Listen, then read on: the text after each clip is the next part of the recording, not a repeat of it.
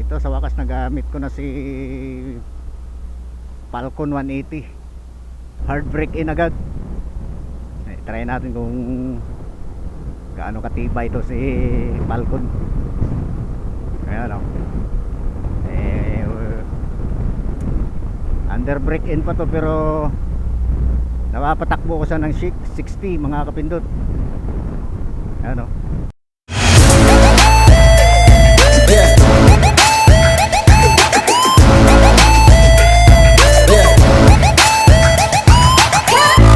Kadalasan pagka under brake in pa lang yung motor, bagong kuha or bagong labas sa kasa, 45 lang ang nire-recommend nila na takbo mo yung bilis. So, dahil tayo hindi tayo naniniwala doon, umaabot tayo ng 60.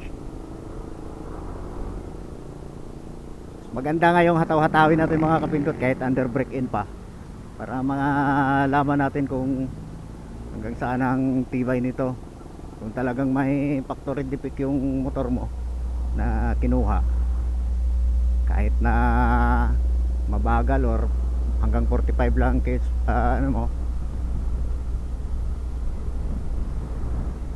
ang takbo mo kasi binibrake in mo, talagang may diferensya ang loob ng makina.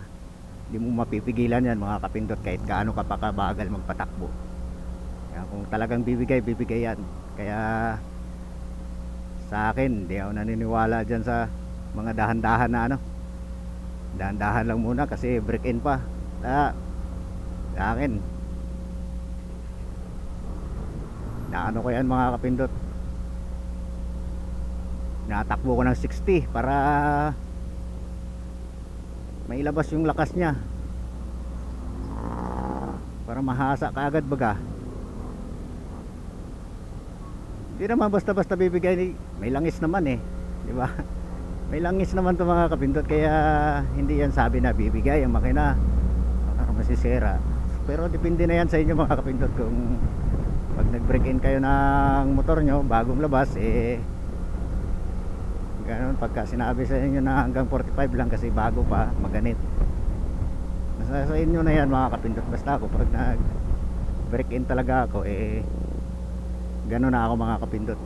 Sinusubukan ko talaga yung lakas ng makina. Kaya pa diesel muna tayo, pagas muna tayo. Yan, full tank na.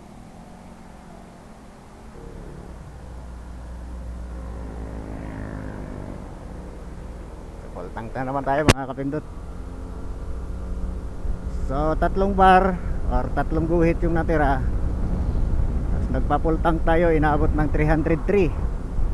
Ayan, nakita nyo mga kapindot, umabot na ng 65 yung takbo natin. Ayan, sa 65 na yung takbo natin. I-hard brake in na natin to. Unang biyahe ni Falcon mga kapindot, hard brake in agad para malaman natin or mapatunayan natin kung talagang matibay ba to, kung hindi ba magka-problema ang engine ito. Ayan o, 70 24. Bago pa to mga kapindot. Yung kilometer niyan 140 pa lang. Ngayon ko lang to na ibiyahe ng medyo malayo-layo kasi nakuha ko na yung RCR. Kung hindi ko nakuha ang RCR, kung wala pang RCR, sa bahay lang to lagi mga kapindot. Pagka di-off ko na lang, saka ko pa siya mapaandar or mapatakbo. Ayan, diba? Hard brake in agad para kung magka-problema ang engine, balik natin sa kasa. Diba? Kasi hindi tayo makapatakbo ng 100 dito kasi traffic na dito mga kapindot. Kaya mga kapindot, unang biyahe, hard brake in. So bukas magbablog tayo ulit mga kapindot na gamit natin to si Falcon. Papasok tayo bukas trabaho. Try natin i-hard brake in natin. Hard brake in agad yan. Kasi mga kapindot, nung motor ko na pang tricycle, Badya, hinahataw ko yung mga kapindot, pinapaangkasan ko ng dalawa, minsan tatlo pa nga, para baga masanay yung motor mo sa mabigat at hindi manibago, di ba? Pag kinargahan ng mabigat hindi siya manibago, di ba? Tapos may ilabas niya talaga yung lakas niya. Ayun lang mga kapindot, kasi malapit na ako sa bahay. Bukas natin ituloy, or ang karugtong nito, or ang part 2 ng video natin, bukas natin ituloy. Tanong muna tayo ng wire dito mga kapindot kung magkano, kasi mag-wiring tayo sa bahay. Tanong muna tayo saglit dito.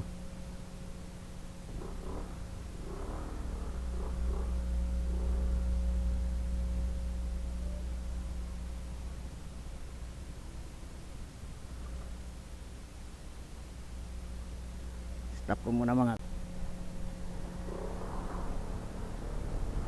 Tayo mga kapindot, nakapagtanong na tayo. 35 isang metro. So bibili tayo ng 40 meters at sa mga outlet nya bibilihan na natin para isang gastusan na lang. So balikan ko na lang mga kapindot kasi wala akong dalang pera. Ayun. So malapit na ako mga kapindot, no. Bukas ang part 2 ng video natin mga kapindot, pagka pasok natin bukas sa trabaho. So ganun pa rin, i-hard brake in natin to mga kapindot para malaman natin kung hanggang saan ang tibay nito. Tiwala naman ako sa makina nito mga kapindot. Yun lang mga kapindot, abangan nyo yung mga update natin dito kay Falcon 180. So marami-rami pa akong ikakabit dito or idadagdag salamin, o di kaya yung bracket nito sa windshield. Bibilang ko siya ng bracket na pang EDB talaga, Honda EDB. Tapos tawag nito, mini driving light. So sa ngayon, ito lang muna ang maibibigay ko sa inyo mga kapindot, yung pagbe-break in ko dito mga kapindot, kung anong klaseng break in ang ginagawa ko dito. So, nakita nyo naman, no, 60 to 70 ang tinakbo ko under break in pa lang. Nasa 100 km pa lang yung tinakbo nito. Dito lang yan sa loob, yan, ito yung unang labas niya, or anang takbo ng malayo-layo. So yun lang mga kapindot, maraming salamat sa inyo panonood. Paki-like, paki-share at paki-hit ang notification bell, i-bell all nyo mga kapindot, para every time na may bago tayong upload na video, ma-notify kayong lahat mga kapindot.